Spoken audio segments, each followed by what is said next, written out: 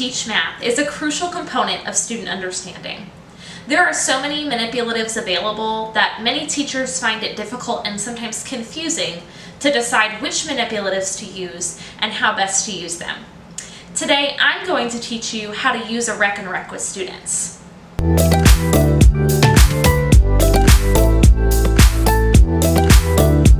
Rekenreks is Dutch for counting machine. And while manipulatives should be used with all ages, including upper elementary and middle school students, the Rekenreks is designed for use with K through 2 students, mainly because the Rekenreks available for purchase commonly only go to the number 20.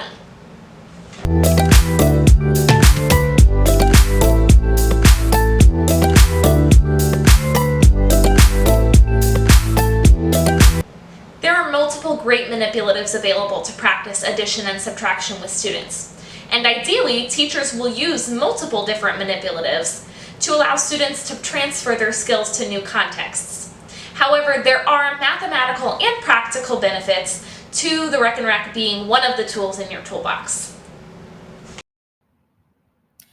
First, similar to a 10 frame, Rekenreks sets students up for success with subitizing. Students don't need to count beads one by one because each row has 10 beads and they are color-coded into sets of 5. Rekenreks can also be less messy for students to use. Typical counters can end up all over the classroom and sometimes become a bigger distraction to students than they are a help.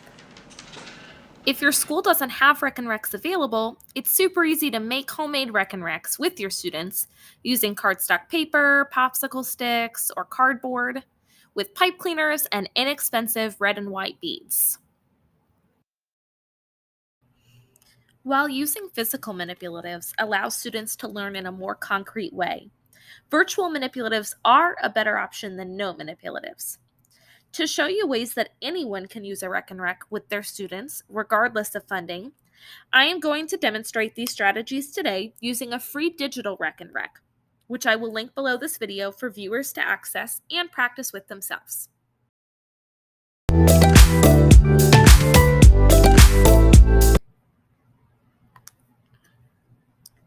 Let's say that students are trying to solve a missing addend problem. They know that Jeremy had 11 stickers when he arrived at school. His teacher gave him some more stickers, and now he has 16 stickers. Students are trying to determine how many stickers Jeremy's teacher gave him.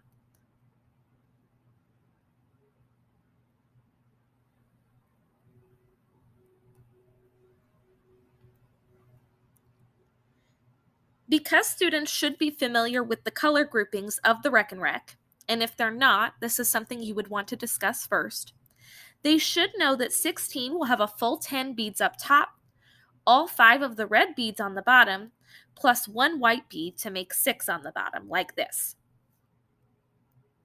If students know that Jeremy had 11 stickers when he came to school, they can start by pushing 11 beads to the left.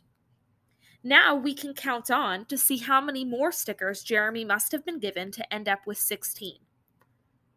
1, 2, 3, 4, 5. Remember, I know that this is 16 because of the color patterns of the beads.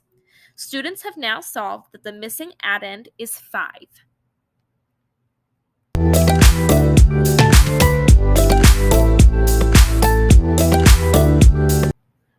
Students can use Rekenreks to make a 10 when solving addition problems.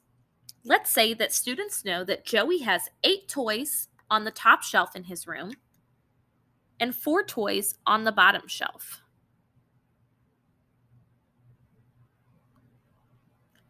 Students can move 8 beads to the left up top for the toys on the top shelf and 4 beads to the left on the bottom for the toys on the bottom shelf. Instead of counting all of these beads one by one, we can make a 10 to solve. Students can slide the last 2 beads on the top to the left to make a 10.